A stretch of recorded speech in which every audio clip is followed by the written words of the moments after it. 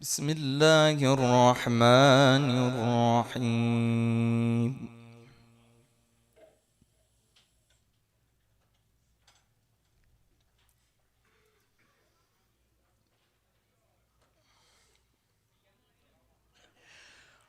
ولله ملك السماوات والأرض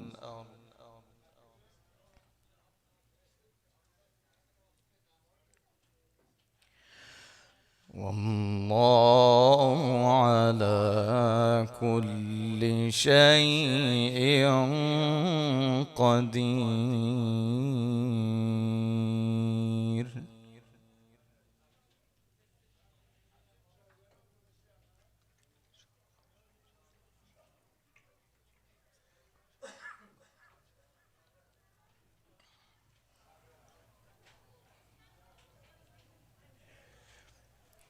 إن في خلق السماوات والأرض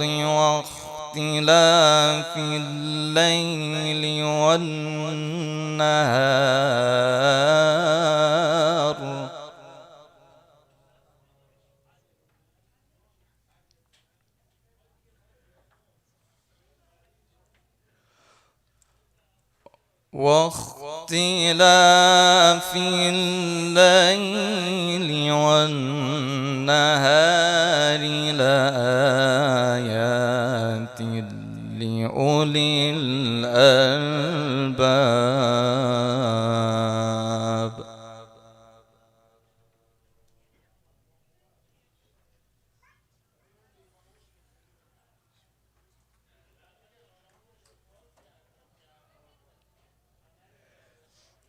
الذين يذكرون الله قياما وقعودا وعلى جنوبهم ويتفكرون.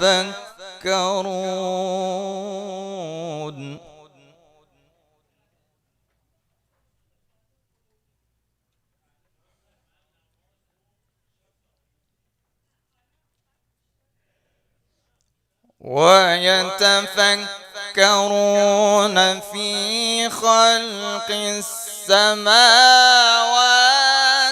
والأرض ربنا ما خلقت هذا باطلا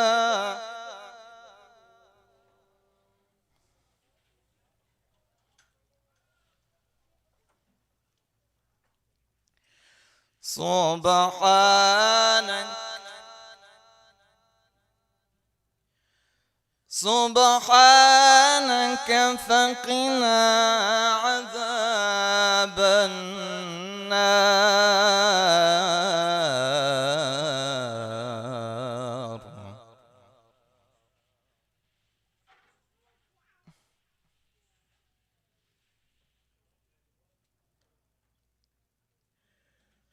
ربنا إنك من تدخل النار فقد أخزيته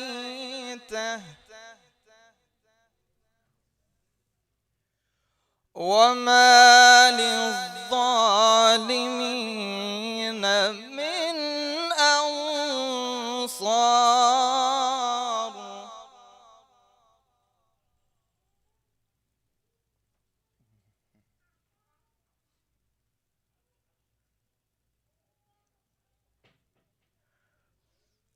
ربنا إننا سمعنا مناديا ينادي للإيمان أن آمنوا بربكم فآمنا.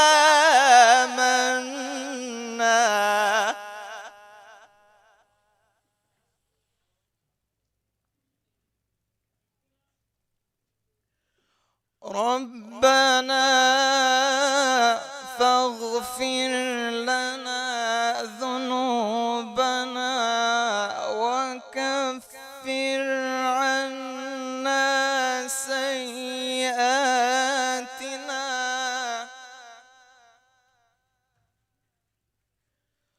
وتوفنا مع الأبرار.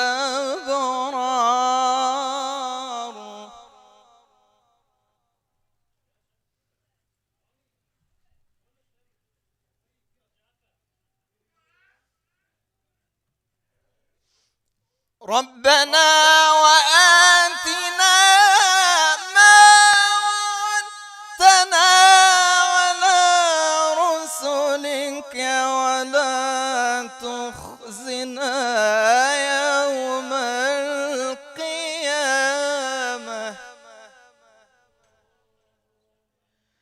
إنك لا تخلف الميعاد.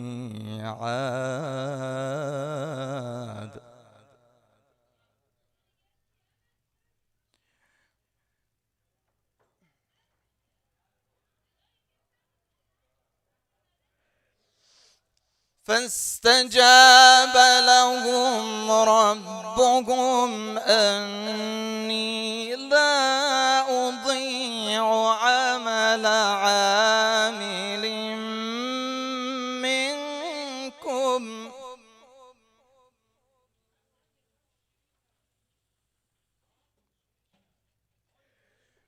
أني لا أضيع عمل عامل منكم من ذكر أو أنثى بعضكم من بعض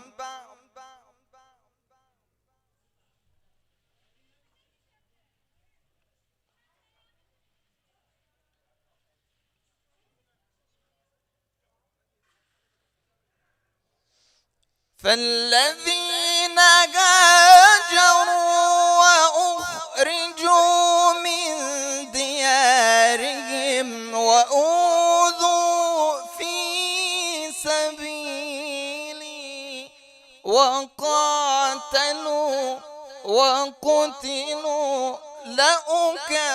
لأكفرن عنهم سيئاتهم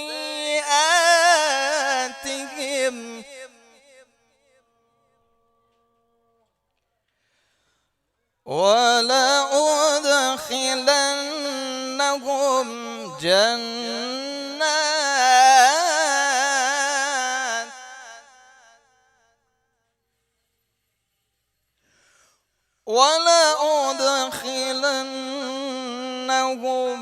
جنات تجري من تحتها الأنهار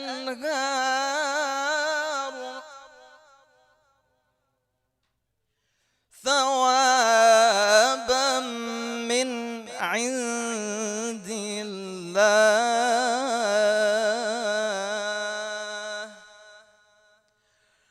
والله عنده حسن الثواب.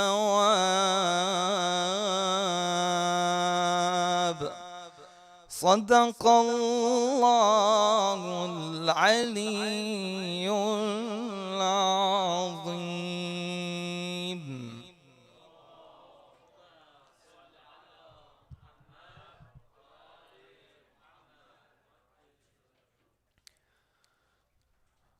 أعوذ بالله من الشيطان الرجيم. بسم الله الرحمن الرحيم. الحمد لله رب العالمين. لا حول ولا قوة إلا بالله العلي العظيم.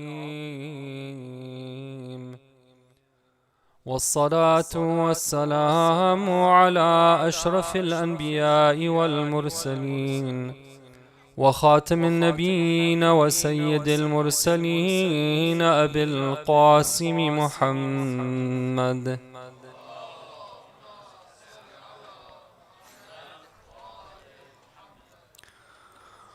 وعلى آل بيته الطيبين الطاهرين المعصومين المظلومين ولعن الله الدائم على أعدائهم أجمعين من ليلتنا هذه إلى قيام يوم الدين. السلام على الحسين وعلى علي بن الحسين وعلى أولاد الحسين وعلى أصحاب الحسين. Respected elders, brothers, sisters, Alhamdulillah, we have the opportunity and the honor of coming together to be able to commemorate and mourn together the tragedies of Karbala. On this occasion, I want to express my condolences to our living Imam, the Imam of our time, and on this, as the Friday now has ended, we pray to Allah that this is the last Friday that ends without the coming of our Imam, and express my condolences to all believers on these occasions. And I want to also remember and remind myself that the Muslim Ummah is suffering right now, and we want to acknowledge the tragedies and atrocities and sufferings of the oppressed around the world and also locally. But I especially want to draw light and put emphasis on the suffering of those in Gaza and occupied Palestine. We ask Allah Ta'ala to grant victory to the oppressed over the oppressors. Please recite salawat ala Muhammad wa ali Muhammad.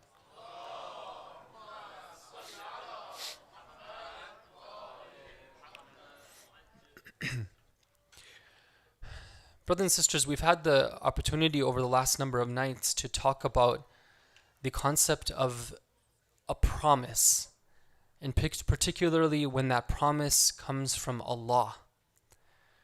We've talked about how in the Quran, Allah not only mentions a number of promises, but He also talks about many times, He emphasizes and says that His promises are true. His promises will always be enacted. And at the same time, He also warns us against falling for the deception of the devils, who also make promises. And so one of the things that we've been looking at was that despite the promises of Allah and them coming from Allah, sometimes believers might have difficulty in trusting these promises. And we were looking at why. Why is it the case that sometimes we don't have that trust? Is it the case that we grew up in a certain way where we weren't led to trust those who we were supposed to trust? Or is it the case that that vulnerability that we have has been exploited, and it's the case that somebody else has come and has promised us, and maybe we're listening to the promises of other than Allah? And last night we began to look at one of the promises of Allah in the Quran, which is the promise related to the blessings of the hereafter. Tonight I want to, inshallah, examine that topic a little bit further. I want to look at this question. Why is it that sometimes when it comes to the promises of God, when it comes to heaven and heavenly delights, or what He tells us about the hellfire and the difficulties of Jahannam, why is it that sometimes we find it difficult, perhaps some of us might find it difficult to take these too seriously, or for it to really shake us up? Inshallah, we want to cover that. But before going there, I want to begin like I've done in the other nights with a story, just as an inspiration and kind of to set the tone. This story is of somebody, I'm sure you've heard of him. His name is Abdullah ibn Hurr al-Ju'afi. Abdullah's story, every year it's good for us to reflect on this because there's a lesson in it for us. Abdullah was somebody who was present in the city of Kufa. And he was aware of the direction that things were going in. He could see that the people of Kufa were going to abandon the cause of Imam Hussein alayhi salam. But he had some level of decency. And so he said to himself that on one hand, I can see what these people are going to do. I don't want anything to do with them. But on the other hand, I'm not ready to join Imam Hussein alayhi salam and to support him because I know where that's going to lead to as well. So what did he do? He said that I'm going to remain neutral. I'm going to take a third path. And he left the city of Kufa and he was making his way somewhere distant. He said, I'll leave for some time, things will calm down and I'll go back again. And it just so happens that he sets up camp in the same place where Imam Hussein alayhi salam and his camp has, they've descended. Now, when Imam Hussein alayhi salam sees the tent pitched, he asks, whose tent is this? They tell him it's the tent of Abdullah ibn Hurr al-Ju'afi. Imam Hussein sends a messenger to him saying that Imam Hussein wishes for you to come and to see him. And Abdullah, when he gets a messenger, he says that this is the reason why I left Kufa, to actually not be able to, I just don't want anything to do with this. I want to remain neutral. I don't want to accept this invitation of Imam Hussein. So the messenger comes back to Imam Hussein and he gives him the message that Abdullah gave. Imam Hussein alayhi salam puts on his shoes and he begins to walk towards the tent of this man, Abdullah ibn Hurr al-Ju'afi. Imagine the generosity of the Imam. Imagine the big-heartedness of our Imam. That he is going after the one who had rejected him. He goes to the tent of Ubaydullah ibn Hurr al-Ju'afi and he presents his case, and Abdullah, he says that I can't do it. I'm not ready to give up my life for your sake. But I want to offer something for this case. I have a special horse which has been trained to be effective in battle. It has a special name. He mentioned the name and he said, I'm going to gift you with my horse. And some narrations say that I'm going to gift you with my sword as well.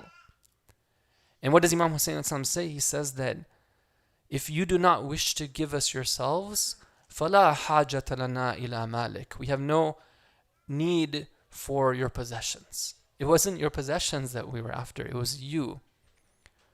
And then Imam Hussein quotes an ayah from the Quran, وَمَا كُنْتُ مُتَّخِذِي مُضَلِّينَ عَضُدًا. I'm not one to take the oppressors and the zalimeen as my supporters, meaning that the true companions of Imam Hussein they're special, they're chosen. Now that's where that story ends, and many of you have heard this story before, but there's a continuation which is often not told. And I want to mention that footnote, which is a really important footnote. I hadn't come across this before this year, but alhamdulillah, I came across it. It was really inspiring for me. It just so happens, brothers and sisters, that along with Ubaydullah ibn Hurr al-Ju'afi, there was somebody else who had left Kufa with the same intention. He did not want to be part of the army that would attack Imam Hussein alayhi salam. He didn't want to be forced by Ubaydullah ibn Ziyad to join that army. But at the same time, he didn't want to join Imam Hussein alayhi salam either. He wanted to remain neutral. What's his name? His name is Anas ibn Harith, or Al-Harith according to some narrations, Al-Kahili. I'm sure you've heard of him. When you go to do ziyarah of Imam Hussein, inshallah, may Allah Ta'ala give all of us the opportunity to go for ziyarah of Imam Hussein soon, you'll see his name engraved there. Who is Anas? Anas says that I was there and I heard the conversation of Imam Hussein alayhi salam with Ubaydullah. I heard that exchange. And when I heard it, I went to Imam Hussein alayhi salam and I told him that, "O Abu Abdullah, I left Kufa with that same intention that he did. But for some reason, Allah has put something in my heart, and now my desire is to be with you. I want to join your army. I want to be part of this movement. And when Imam Hussein Islam tells him that, he says that you are permitted to join us now. May Allah be your protector and your guide. And then Anas ibn al-Harith al-Kahili joins the caravan Imam Hussein alayhi salam. You know how old Anas is? They say he was either 80 or 90 years old. And on the day of Ashura, when Imam Hussein alayhi salam, on account of his status amongst the people and his age and his venerable status, Imam Hussein alayhi salam says to him that you go and you preach to the people. And when he does, some of those people like Umar ibn Asad, they can't even respond to him because they realize that this is somebody who's speaking with that level of experience and authority. He was a companion of our Prophet. But they say that when he fought, he had to tie the bandana on his skin to keep it above his eyes because it was drooping at that time. This is an example which is very inspiring of Imam Hussein alayhi salam. It's not a random thing, right? These stories that we hear, even this infant baby, sometimes people say that, well, he was just a baby, right? Why are we venerating a baby? The answer to that is very clear. This is not just an ordinary baby.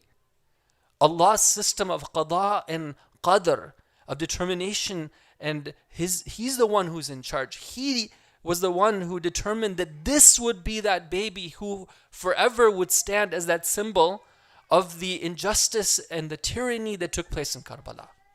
And therefore, he does have some status. Similarly, the companions, each one of them have their own status. Please recite salawat ala Muhammad wa ali Muhammad.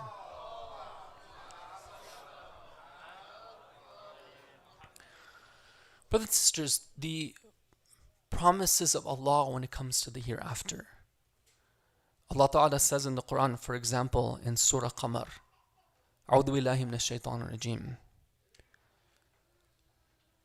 Allah says that Innal muttaqina fi jannatin wa nahar fi maq'adi sidqin 'inda malikin muqtadir. Indeed, the people who are God conscious, they hold themselves back. They realize they're in the presence of Allah and they stay away from those things that they're supposed to. They do those things that they have to. That was their actions in this world. What's going to happen in the hereafter? They are going to be in Jannat, in gardens, and with rivers. And sometimes in the Quran, when Allah mentions things in that indefinite form, it means that the greatness is something which we can't describe. But it doesn't stop there. They will be fi maq'adi sidqin. They will be in a state where they will be able to sit. Their whole life they were on the run. Their whole life they felt that pressure of what it means to be a believer. It's not easy to be a believer. Even if you're in a Muslim society, it's not easy to be a believer who hangs on to their values, especially in a non-Muslim society. They're always on the run. They're always struggling. But finally, they have a chance where they can sit and they can be in a state of repose. Fi maq'adi sidqin. They will be in a state of sitting in the quality of sidq, of truthfulness. But what kind of sitting will that be? Who will give them company? عِنْدَ مَلِيكٍ مُقْتَدِرٍ. In the company of a very great sovereign. A very great sovereign who is all powerful. Meaning that they'll be in the presence of Allah. And when I'm saying these ayat, I know that the quality of the message is somewhat polluted because of the speaker. But from some of you and many of you and all of you, inshallah, the purity within your heart when you hear these ayat, it hits you and you feel a type of desire within.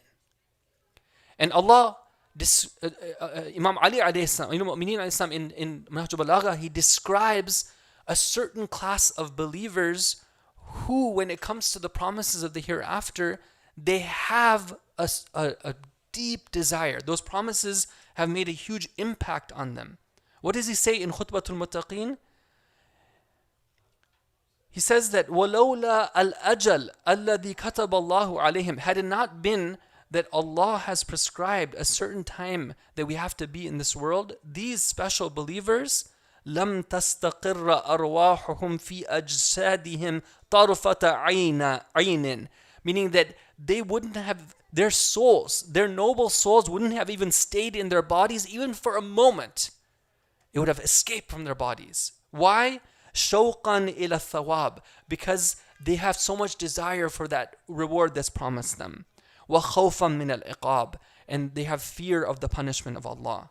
عَظُمَ الْخَالِقُ فِي أَنفُسِهِمْ فَصَغُرَ مَا دُونَهُمْ فِي أَعْيُنِهِمْ. How great is the Creator in their eyes, and everything else other than the Creator is small in their perception.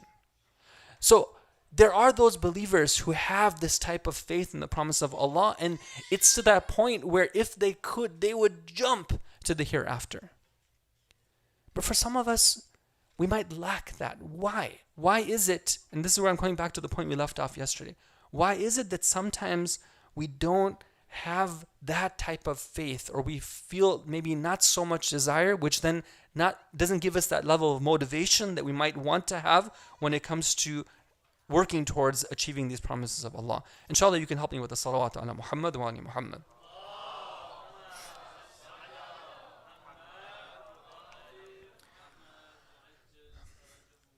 Brothers and sisters, one of the barriers for us to be able to really latch on to these promises and take them to our hearts is the culture of instant gratification that we are part of. We're very used to getting things on demand. We're not so used to having to wait for things that we want. In the past, this wasn't an issue. In the past, if you wanted to, whatever it was, right? You wanted to order a pizza, you wanted to get groceries, you wanted to buy something, there was a certain process that you had to go through. You had to wait, for example, until the weekend when you'd go to the mall. You'd have to wait until something came into season, whatever it may be. There was built into the way that we would live, we would have a type of waiting period. In fact, if we step back and look at the way that Allah has created this world, He created it in a way that there naturally is a lot of waiting. Take, for example, the birth of a human being, right? It doesn't just happen instantaneously. Right? There's so much that goes into even somebody getting married. And then from marriage, when a child is born, even that process of the child being born. And then, the parents are so excited when they have a newborn infant and they realize that, okay, well, an infant can't do that much, right? At the beginning especially, it's still many, many months before they're going to be able to recognize and then finally speak and then move and then eventually all those things that they aspire for. And this is something which is actually has a lot of wisdom in it. When Allah creates things in a way that we have to wait for them. Because when we wait, there's an opportunity for us to appreciate what's going on around us. There's an opportunity for us to look forward to something that's going to come in the future. There's a beautiful story that's told from the time of Nabi Isa alayhi salam. You've heard this before, but it's a good reminder for us. Nabi Isa had these ahadith which describe amazing travels that he would do in the land. So there's one hadith which says that he went to this place and he saw a farmer who was working hard on his land. Now, a farmer is an example of somebody who has a lot of patience. Right? They're not getting what they're looking for right away. Right? They're putting in a lot of time and effort. And there's a lot of hope involved, a lot of recognition that it's not me who is going to produce the results I'm looking for. It's built into the system. So the farmer is working hard. Nabi Isa alayhi salam makes a dua and he says, "Oh Allah, take away that desire from his heart. Take away that hope that he has in that future desired result, and let's see what happens." His dua is accepted. Immediately, the farmer puts his farming tools on the ground and just sits down. And Nabi Isa goes to him and he asks him, he says, "What happened? Right? I saw that you were working hard and suddenly, you stopped." He said that, "Yeah, I was working hard, but then this voice came to me and said to me, why are you doing this, right? What's the point of putting all this effort here? Just take it easy. Just relax. He said that, okay, I lost that desire. I put the tools down. Nabi Isa alayhi salam prayed again, made the dua, and then once again, the farmer took back those tools. Now, what can we take from that incident? What we take from it is that when human beings have something to look forward to, they actually can thrive.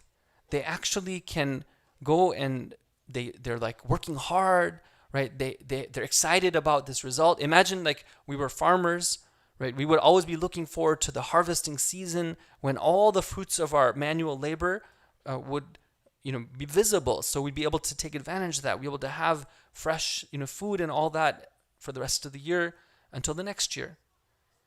This is something that's baked into the system. But what's happened is that in many ways in the modern world, there's been a strange thing that's happened where we can get what we want without having to go through those normal channels.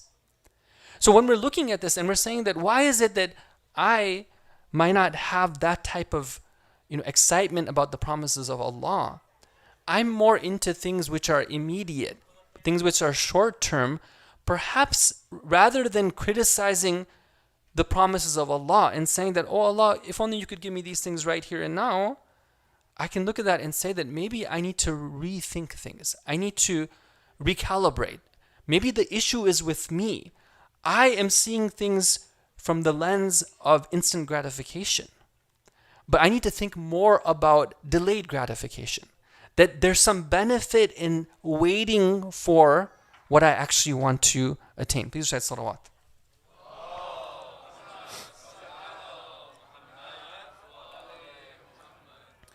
Let's look at some of the things which we are taught in our religion. I gave you the example yesterday about somebody who is drinking water, right? How much reward there is for them not to just gulp it down. Why? What is the hikmah and the reason behind that? Somebody's thirsty, they just want to drink right away. But we're told no, right? Don't just fulfill your desire right away. Let yourself feel what it means to have to wait. And in doing so, you're going to feel more thankful to Allah. Even when it comes to eating food, there's so many ahadith about how we're supposed to be careful when we eat food. We're not supposed to just go and gorge. We're supposed to chew it properly, like breathe, right? Stop when we still have that desire for it. What is the wisdom behind that? It's teaching us the importance of baking in waiting time, not just going for whatever we can right away. Let's look at fasting. Fasting, we're told in hadith that one of the greatest pleasures of a mu'min, of a believer, is at the time of iftar. Why? Because the whole day they've been practicing this concept of waiting before fulfilling their desire. There's other examples of that as well. Why is it that we're told, for example, not to just jump into our prayers and not to just get out from our prayers right away? We're told, take it easy, right? Take some time, get yourself ready, and that whole time that you spend, we're told that it's not going to count against you. It's really interesting, these ta'aqibat that we're told to offer after our prayers. The tasbih of Fatima al-Zahra, the extra prayers, the du'as. Sometimes we might feel like just getting through it, right? I want to get on because I have my work to do, right? I have people waiting for me. I have all these things.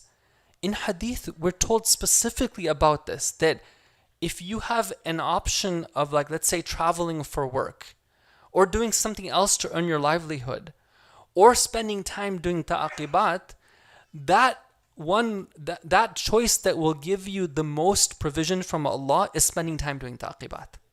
Meaning that there's a different system out there which gives you what you're looking for. Again, we're told, don't just rush into the dunya. You delay your approach when it comes to that. Now what's happened though in the modern world, like I said, is things have changed, right? Those of you who remember, there was a time when we didn't have access to so much instant whatever it was.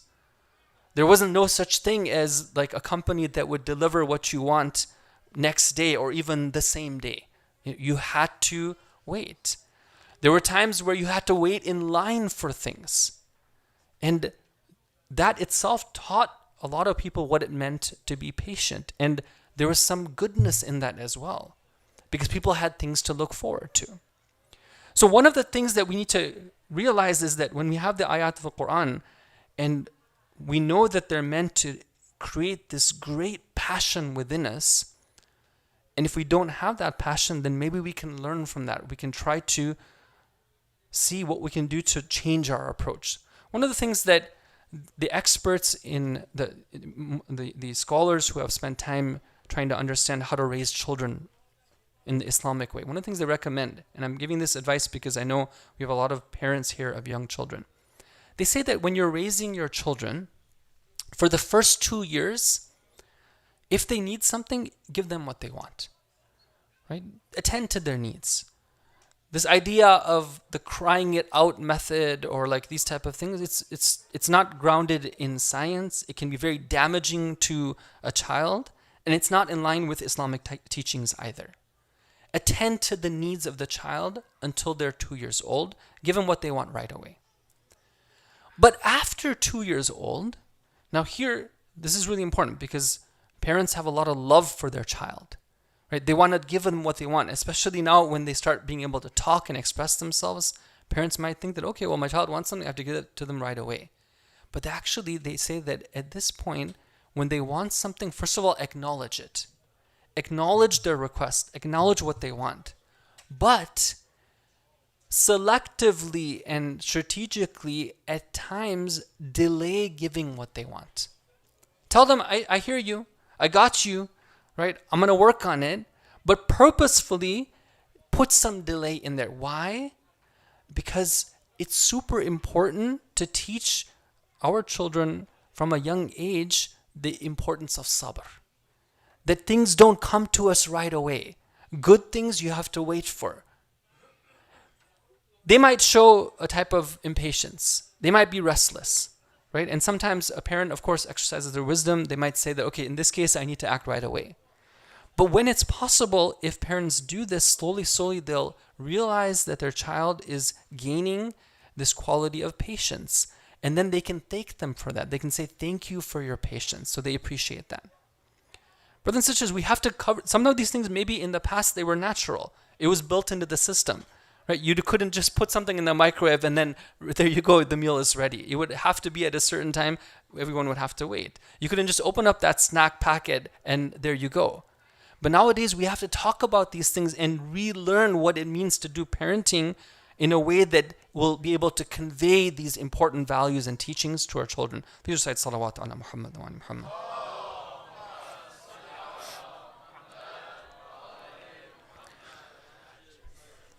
But brothers and sisters, it's not just our children that sometimes we need to work on doing tarbiyah of. We need to work on ourselves as well. Right? This instant culture, for many of us, it's become the way that we do things as well. And when we come to these opportunities and we think about these concepts that Allah has put so much for me in the future, inshallah, I just have to be able to be patient and keep steady on the course. And there's wisdom behind that. Sometimes I need to look at myself and see the way I do things. For example, maybe it's the case that I've become accustomed to quenching my thirst, or let's say put it this way, I've become accustomed to serving my desire whenever it comes. So whatever I want to eat, whatever I want to drink, I do that whenever I want. Right? If that's the case, then there's an issue there. Right? I should be looking at that and saying that, wait a minute, I'm supposed to be a bandeh, I'm supposed to be a slave. Right? Does a slave operate in this way where whatever they want, wherever they want it, they get it right away?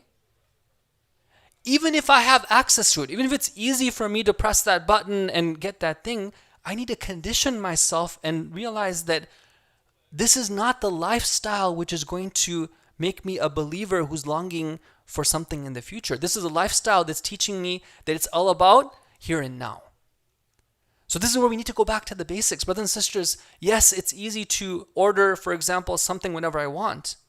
But maybe as a family, we need to make decisions and say that, let's do things in a measured way. Our time for ordering is, let's say, once every 4 weeks. And that's it, right? If we want something right away, we're going to have to be patient. Now, we're not going to lose that much by doing that, right? But what we are doing, and we're not, it's not like we're going to let's say, we have the ability to do things in a different way, but what we're doing is we're conditioning ourselves. And we're conditioning our families and our children. They're realizing that, yes, even though we could, we're not going to. Right? Let's take it one step further, right? A lot of believers, they realized at the beginning of this genocide that they realized that part of the reason for why this is happening is the support of major corporations. So there's been a huge movement of awareness of sharing company names, right? Who is it that we need to stay away from? Who is it that, what are the companies that are biggest perpetrators of this? What some people have done is they said that, okay, well, rather than shopping at, for example, Starbucks, I'm going to go to, let's say, Dunkin' Donuts, because I don't know, for example, the Dunkin' Donuts is supporting that. Okay, great. Alhamdulillah, at least you're not supporting this company, let's say, that is part of the oppression. But other believers have said that what? That this is an opportunity for us to actually reflect. What were we doing before when we were constantly giving so much money to Starbucks? Yesterday, the brother was here. He was talking about how much it takes to support an orphan. Right? He was saying that it's the cost of a cup of coffee on a daily basis. Right? So some believers have said that maybe we need to rethink our lifestyle of always depending on these companies to provide us with our, superficial material needs. We need to think about putting our money where it really counts and using the rest of it for more noble causes. Right? In this type of approach, it weans us away from the culture of instant gratification. Please recite salawat.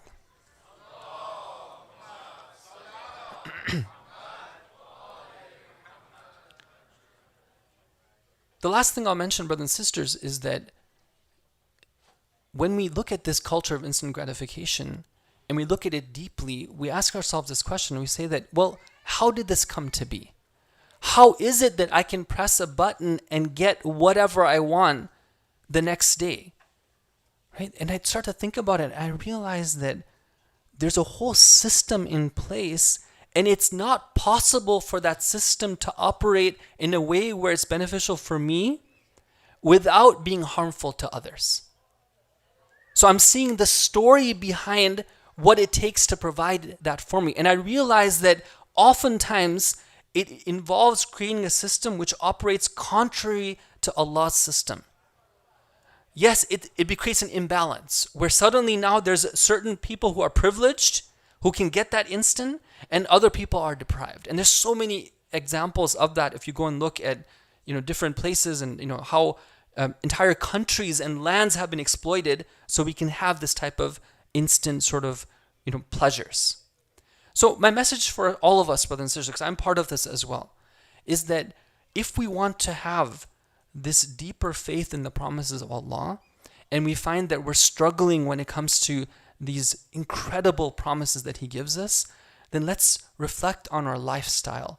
Perhaps there's some barriers there that are preventing us from being able to appreciate what Allah Ta'ala has promised us. Inshallah, we'll continue tomorrow. Please recite salawat ala Muhammad wa ali Muhammad.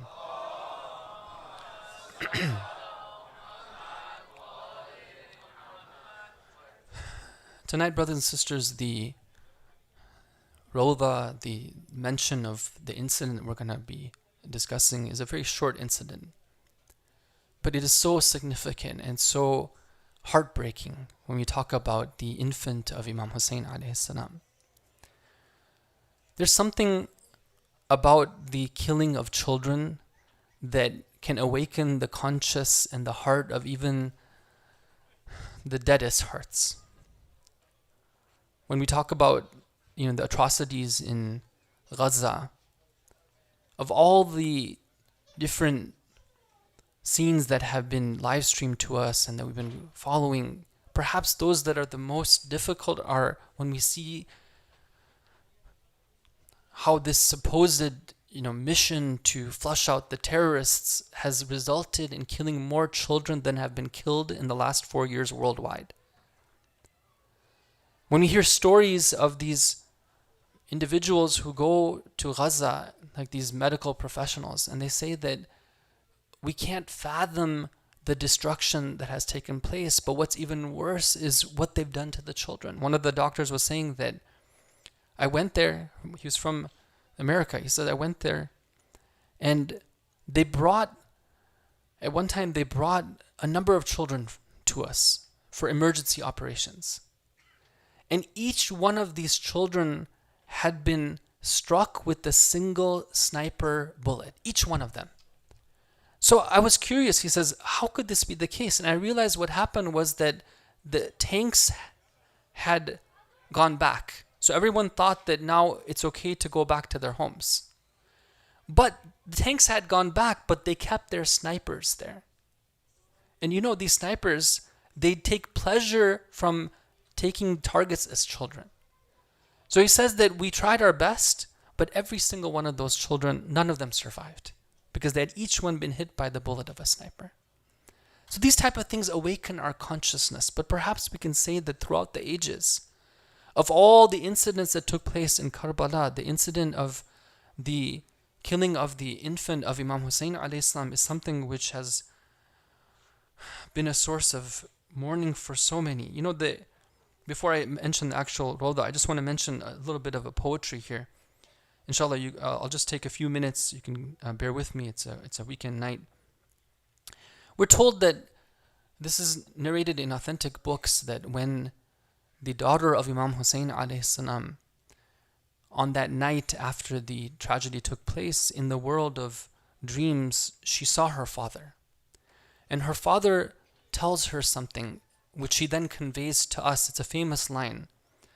What is it that she conveys? She says that my father, Imam Hussein alayhi salam, in that world, he told me the following: شيعتي ما إن شربتم ماء عذب فاذكروني أو سمعتم من شهيد أو غريب فاندبوني. O my Shia, whenever you drink water, and that water is water which is nourishing, it's water which quenches your thirst, then at that time remember me. And if you hear the story of any gharib, if you hear the story of any stranger, or if you hear the story of a martyr, then mourn me and remember me. Now, some of the amazing poets in history, they've used their artistic talent and they've come up with perhaps some other lines that Imam Hussein alayhi salam would have said if he were to summarize what took place in Karbala. And so I want to mention a few of these as an introduction to the musibah for tonight. شيعتي ما إن شربتم ما عذب فاذكروني أو سمعتم من غريب أو شهيد فاندبوني وأنا السبت الذي من غير جرم قتلوني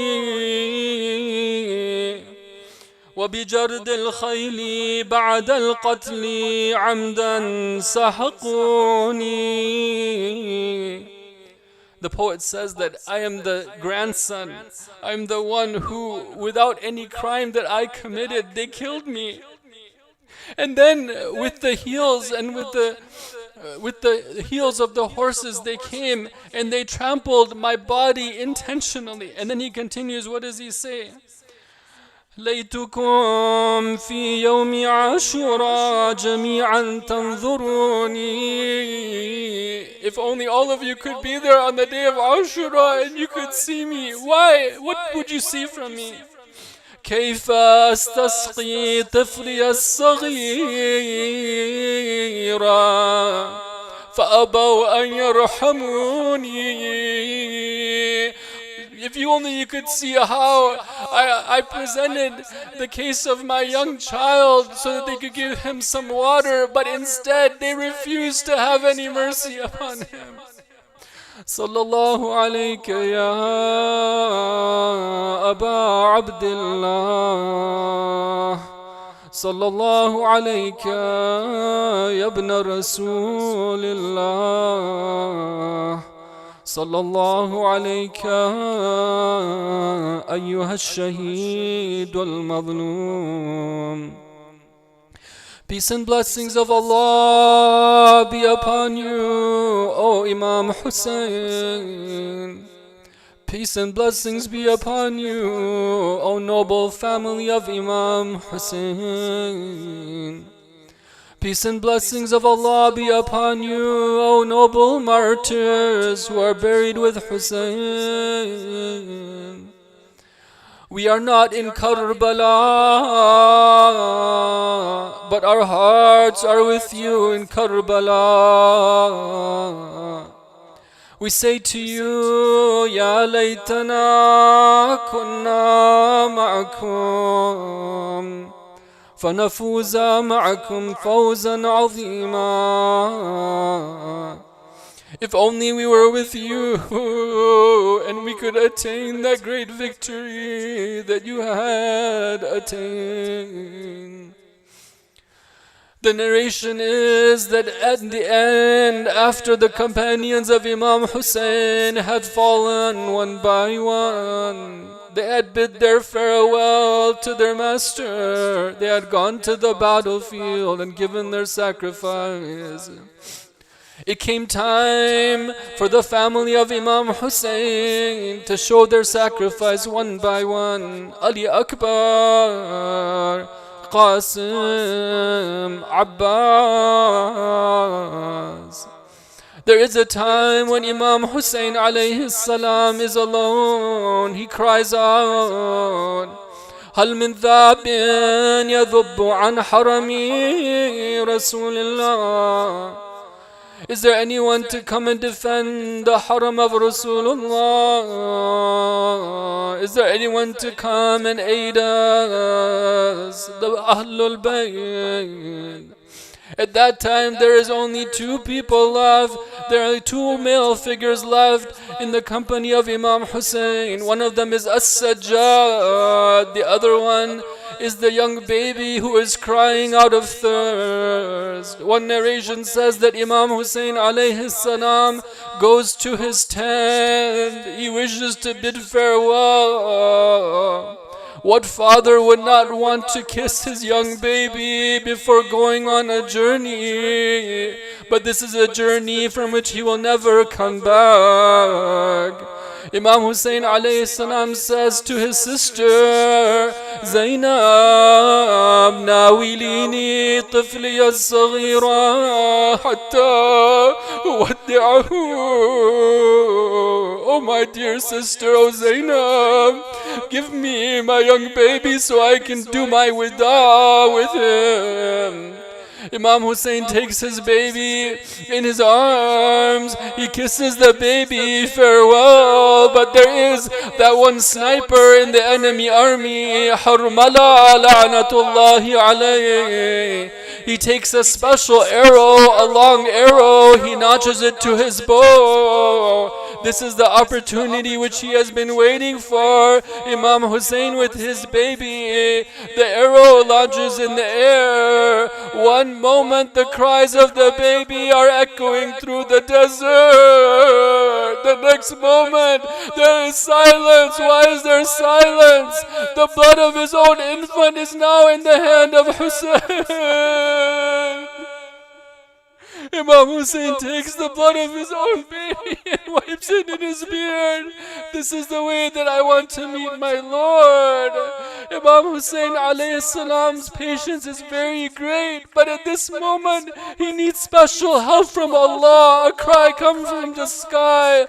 Oh Hussein, oh Hussein, don't worry, there is someone in heaven who will take care of him. Imam Hussein cries out, Oh Allah, Oh Allah, this is only able for me to bear because I know it is in front of your eyes. It is with knowing that I'm in your presence that I have the patience to bear this tragedy.